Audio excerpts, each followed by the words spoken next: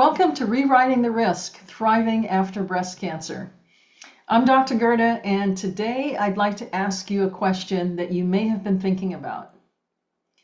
Is it really possible to reduce your cancer risk? Well, as a 21-year breast cancer survivor, my answer is a resounding yes, absolutely. But I've also asked that same question several times, and I keep going back to that answer, yes. Well, through the last 12 years, I've seen two different mindsets in breast cancer survivors. One waits for the next scan to tell her status, and the other decides who she is, and then goes and builds the body, the bioterrain, and the life to match that decision. The second woman isn't different from the first. She just made a decision somewhere along the way to be proactive, one that you can make as well. Even though the modules in my program address physiological triggers of cancer, the foundation is grounded in mindset. Fear does visit you from time to time, and that's okay. And you can have a positive mindset, but it goes so much deeper than that. It's a willingness to truly transform your health. It's a decision to look at yourself as the architect of what happens next. You hold that key, even if it's day by day or month by month. It doesn't matter. You are the architect. So I'd like to walk you through a couple areas where that decision to transform can actually be made. Number one, when most people hear detox, they think of the liver and the lymph system, of course. And yes, we go deep on that in the course module. But the mindset shift underneath it is bigger than biology. Detoxing is the decision to stop carrying what isn't yours to carry anymore. The fear that isn't information, and that's just noise. The guilt over a diagnosis that you didn't cause. The old identity that says you're fragile, breakable, and waiting. But guess what? Your liver doesn't ask permission to release what no longer serves your body. And neither should you, with what no longer serves your mind. And I hope this transformation really hits home.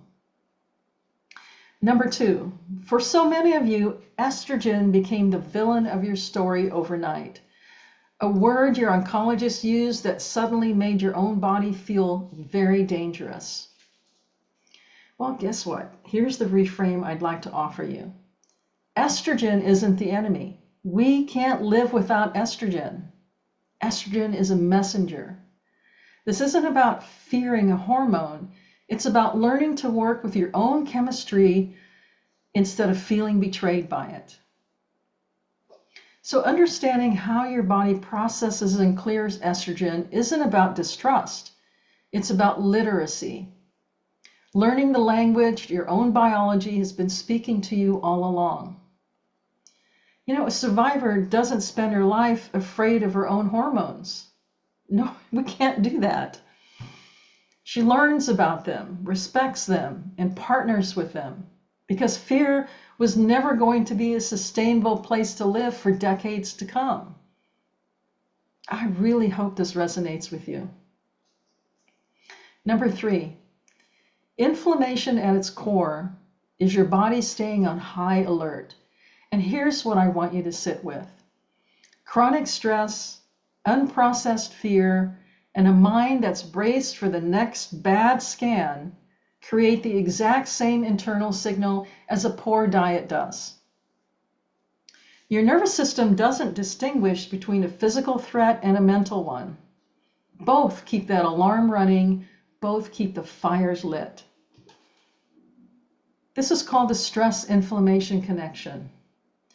Like I said, chronic activation of your stress response elevates that same inflammatory messenger that a pro-inflammatory diet does. So taming inflammation isn't just about what's on your plate. It's about learning to stand down from a war that's already ended. treatment is over. The alarm doesn't have to stay on.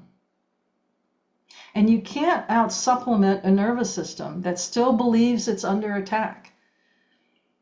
Taming the fire starts with telling your body the truth. You are safe enough right now to heal. So let's turn off that inflammation. And here's what I love about this topic, number 4, and why I think it's secretly the most powerful mindset lesson in the whole program. Your gut isn't a battlefield, it's an ecosystem. And for a long time, cancer culture has taught women to think of their bodies as something to fight, to distrust, or defend against. But an ecosystem is something that you tend to. You're in a relationship with it. And guess what? Relationships can be repaired. Every meal, every walk outside, every full night of sleep is a small act of tending. A survivor's mindset trades that language of resistance for the language of cultivating, because you can't tend to something that you're busy fighting against all the time. So in summary, detoxing what isn't yours, taming a fire that's already served its purpose, tending to an ecosystem, and making peace with your own chemistry. None of that is passive, folks. All of it is a decision made over and over again on ordinary days by someone who decided the diagnosis would be a very small chapter and not the whole book. So what transformation will you start with today? That's all I have. Stay strong, stay informed, and stay thriving.